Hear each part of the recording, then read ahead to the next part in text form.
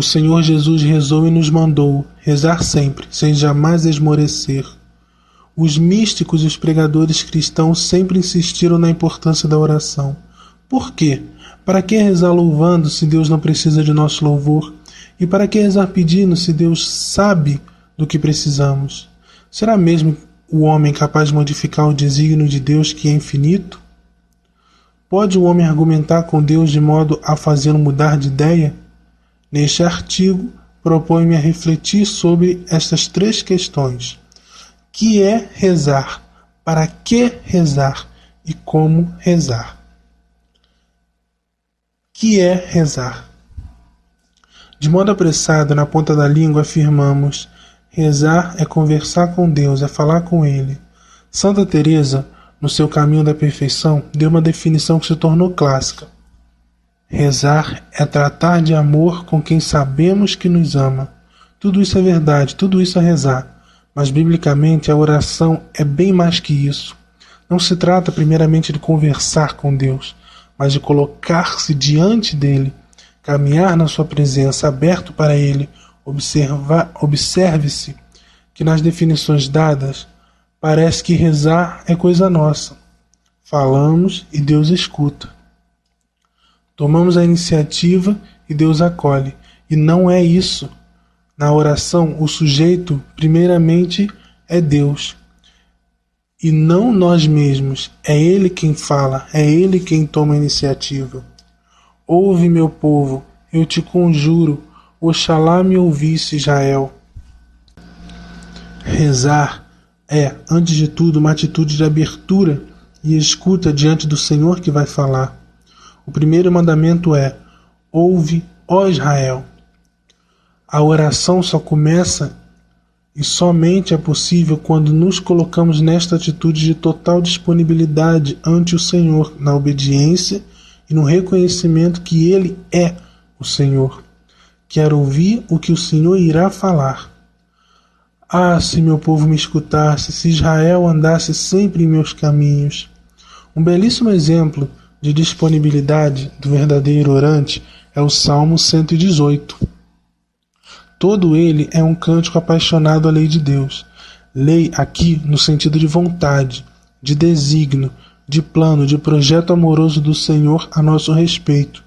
Que meus caminhos sejam firmes para eu observar teus estatutos. Eu te procuro de todo o coração. Não me deixes afastar de teus estatutos. Bendito seja, Senhor. Ensina-me os teus estatutos. Reza de verdade quem de verdade não fala primeiro ao Senhor, mas primeiro se dispõe a escutá-lo. Fala, Senhor, que teu servo escuta. A primeira súplica de quem deseja rezar de verdade é esta: Senhor, dá ao teu servo um coração que escuta. Mas onde se pode escutar o Senhor falar? A pergunta é importantíssima. Pode ser que, pensando escutá-lo, só escutemos a nós mesmos, aos nossos caprichos, ao nosso próprio coração. Como escutá-lo de verdade? Primeiro e fundamentalmente na Sagrada Escritura. Lida e escutada num espírito de oração, de disponibilidade, de gratuidade. Nunca deveríamos ler ou escutar a palavra de Deus simplesmente para encontrar respostas. Ela deve ser frequentada gratuitamente, sem outra pretensão que não aquela de um coração que deseja ouvir o seu amado, aquele que o enche de vida, paz e serena alegria. Os preceitos do Senhor são retos, alegram o coração. O mandamento do Senhor é claro, ilumina os olhos. Suas palavras são mais doces que o mel escorrendo dos favos. Ouvir a Escritura é ouvir o coração de Deus. Por isso, ela deve ser lida com um espírito de fé, um espírito de total confiança e disponibilidade em relação ao Senhor. A primeiríssima atitude de quem reza não é falar, e muito menos tagarelar diante de Deus, é escutar. Nas vossas orações, não multipliqueis as palavras como os gentios, que imaginam que é pelo palavreado excessivo que serão ouvidos. não sejais como eles. Esta frequência, a palavra, esta escuta amorosa e fiel do coração de Deus, vai nos fazendo conhecer e admirar tudo quanto Ele fez, o que Ele falou, a sua fidelidade, o seu amor, o seu modo de tratar o seu povo, o excesso da sua misericórdia ao nos enviar o Filho Jesus, e nos divinizar com o seu Espírito Santo. Assim, o fiel vai conhecendo o coração de Deus, vai se encantando com o Senhor e aprendendo a nele confiar e a ele se abandonar. A escuta vai nos fazendo homens e mulheres amigos de Deus, homens e mulheres de Deus, que começam a sentir o coração, seu coração divino, e a compreender os modos do Senhor. Esta escuta perseverante e fiel da Escritura irá nos ensinando a escutar o apelo de Deus, seus desígnios para nós, na palavra da Igreja, nos acontecimentos da vida, nos apelos dos irmãos e em tudo que nos aconteça. Aí sim, tudo irá se tornando uma palavra do Senhor para nós, mas estejamos atentos. Somente a partir da palavra, em sentido estrito, que é a Escritura Sagrada, aprenderemos a discernir as palavras de Deus nas outras realidades da vida. Sem partirmos da Escritura, escutaremos nas outras ocasiões somente a nós mesmos e os nossos caprichos. Esta atitude de escuta suscita nos nossos corações uma resposta, cheia de confiança, admiração e amor, que brota do mais profundo de nós. Então cantaremos, agradeceremos, louvaremos, pediremos ou simplesmente choraremos. Eu derramo minha alma perante o Senhor. Agora sim, a escuta provocou a resposta. Resposta dócil, obediente, amorosa, adorante, admirada. Então, estabelecer-se-á o diálogo que é fecundo, que não é tagarelice, que é tratar de amor com quem sabemos que nos ama. Deus falou e nós respondemos com a palavra, com afeto, com louvor, com as lágrimas, de repente com um silêncio contemplativo ou com a vida. Para que rezar?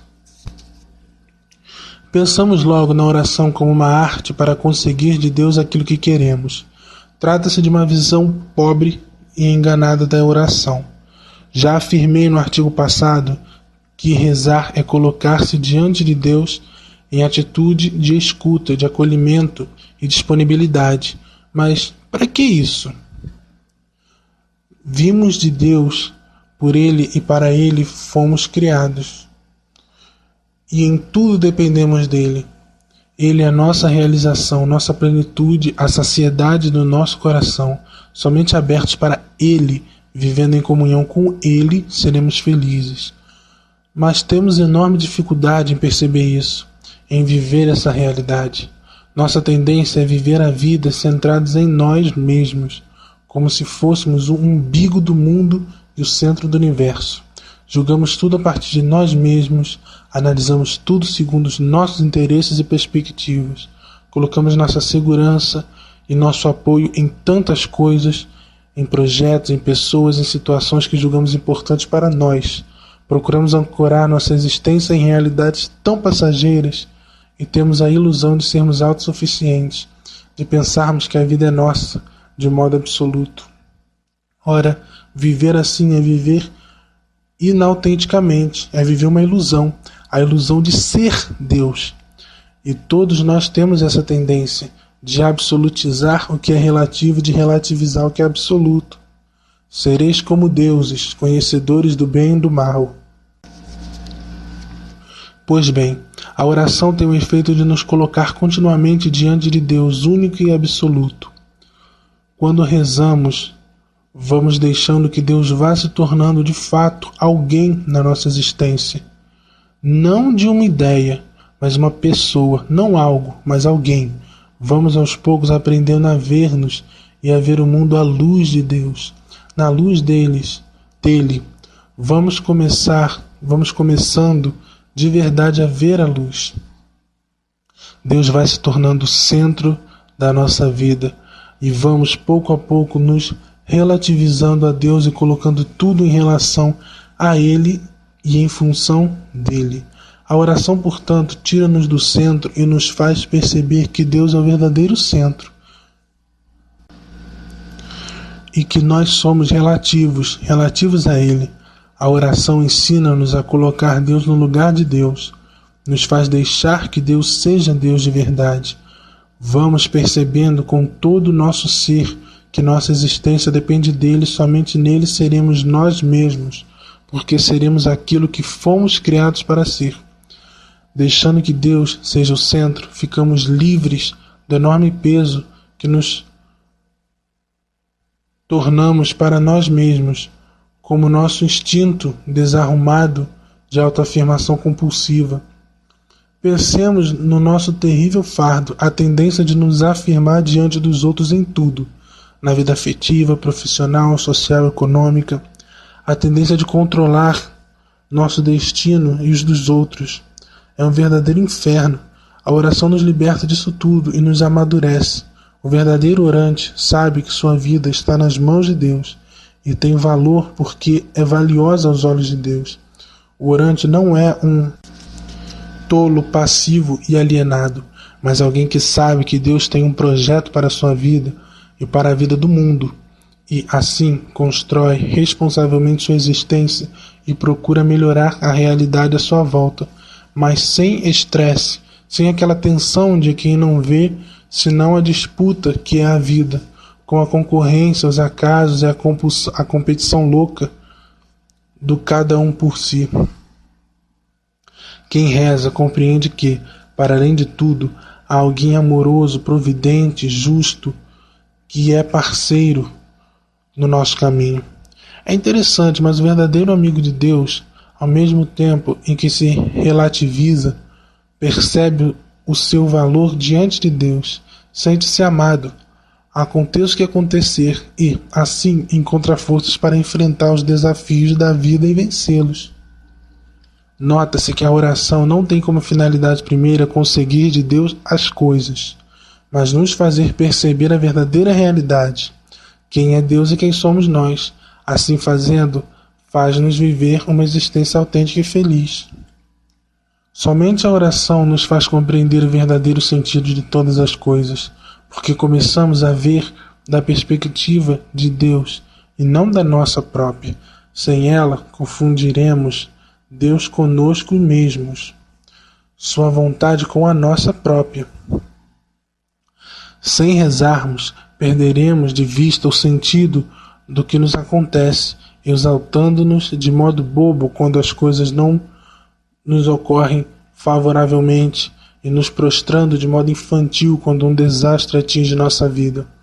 Portanto, não há modo de viver de verdade como crente, de não ser alguém aberto para o transcendente, sem a capacidade de rezar. Se pensarmos que o cristianismo não é uma ideologia, uma teoria sobre Deus, mas uma relação viva e dinâmica com Ele, então poderemos perceber que de modo algum se pode ser cristão sem um exercício contínuo e perseverante da oração. Por isso, os místicos e sábios cristãos sempre advertiam que ninguém nos mostre outro caminho para Deus que não a oração. Sem ela, todo o resto cai por terra na nossa relação com o Senhor. Nem uma boa ação que fizéssemos, nem a maior obra de caridade que executássemos seria realmente por amor a Deus fora do terreno da oração. Poderíamos, sem rezar, fazer no máximo obras de filantropia ou obras motivadas por uma ideologia, como os partidos políticos e as ONGs, mas nunca obras realmente cristãs. Como rezar? Vou primeiramente apresentar uma classificação bem simples dos tipos de oração. Os dois grandes modos de oração são vocal ou mental. A oração vocal é qualquer oração que rezamos decorada. Por exemplo, mesmo quando rezando Quando rezamos somente com a mente Pai Nosso ou Ave Maria, estamos fazendo oração vocal. Quando rezamos um salmo, também estamos fazendo oração vocal. É o caso ainda das jaculatórias, ou aquelas orações curtinhas que nos fazem permanecer durante o dia todo na presença de Deus. Quanto à oração mental, é a oração espontânea, aquela que brota do nosso afeto e da nossa imaginação, com total criatividade. A vantagem da oração mental é que empenha mais a nossa atenção e o nosso afeto, além de nos fazer rezar nossas preocupações e situações existenciais. Quanto à oração vocal, tem a sua grande vantagem de nos manter na presença de Deus, seja em que situação emocional estejamos. Tristes ou alegres, atentos ou desatentos, devotos ou áridos. A oração vocal tira-nos de nós mesmos e faz-nos estar na presença de Deus. Isso é muito importante, porque ensina-nos que o centro da nossa oração não somos nós com nossos sentimentos e preocupações, mas unicamente o Senhor, que deve ser amado e buscado acima de tudo. Além do mais, a oração vocal livra-nos do subjetivismo e da necessidade de estar sempre inventando palavras e assuntos para rezar. Nesse sentido, a melhor ação são os textos da Sagrada Escritura.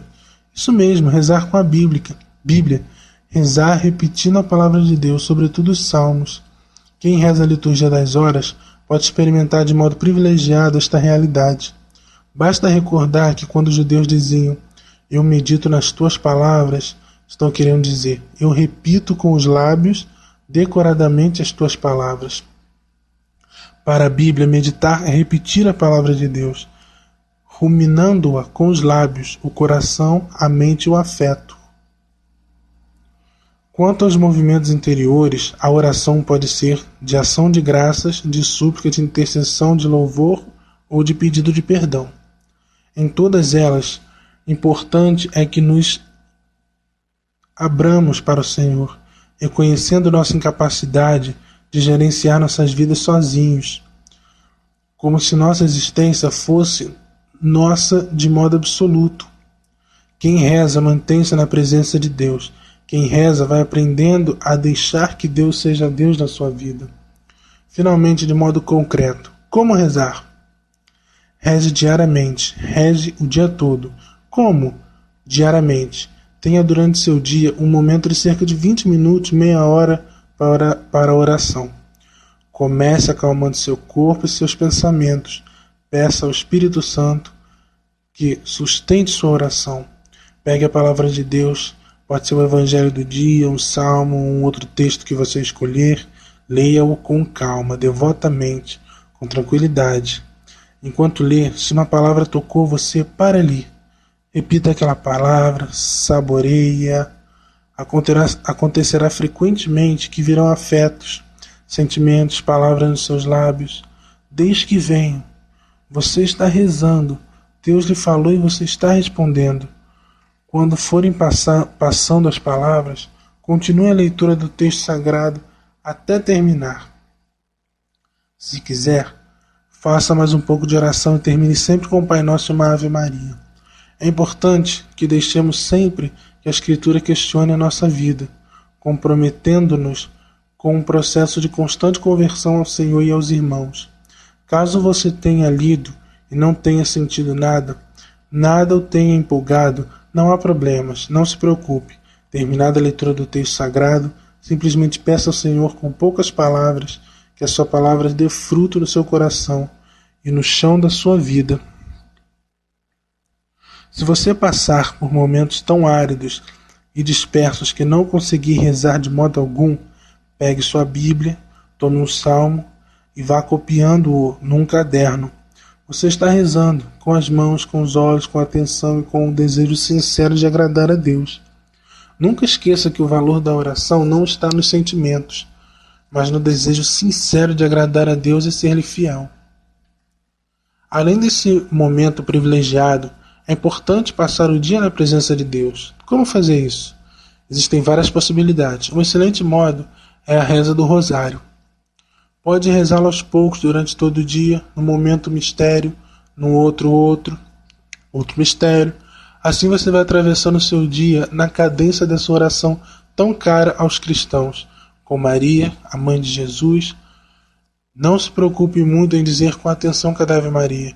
O importante é dizê-las de modo cadenciado, para que permaneça aquele clima de paz que o irá colocando na presença de Deus. Não é a palavra em si o que mais interessa, mas o estar na presença de Deus. Além do terço, pode-se usar também ejaculatórias, isto é, frases curtas decoradas, que tantas vezes podemos repetir durante o dia. Por exemplo, meu Jesus, misericórdia. Senhor Jesus Cristo, Filho de Deus, tende piedade de mim. Ou, ó Maria concebida sem pecado, rogai por nós que recorremos a vós. São orações vocais, simples, mas que têm um efeito enorme. Mantém-nos na presença de Deus. Finalmente, a oração mais importante e dispensável para o cristão, a oração litúrgica por excelência, isto é, a Santa Missa. Ali o próprio Cristo nos une à sua oração de modo iminente. É a Igreja reunida em Santa Assembleia que é convocada para ouvir a palavra e dizer Amém, e depois celebrar o sacrifício eucarístico na ceia do Senhor. Aqui, a nossa vida de oração chega ao máximo. Já não somos nós quem rezamos, mas o próprio Cristo, que na força do Espírito nos eleva ao Pai.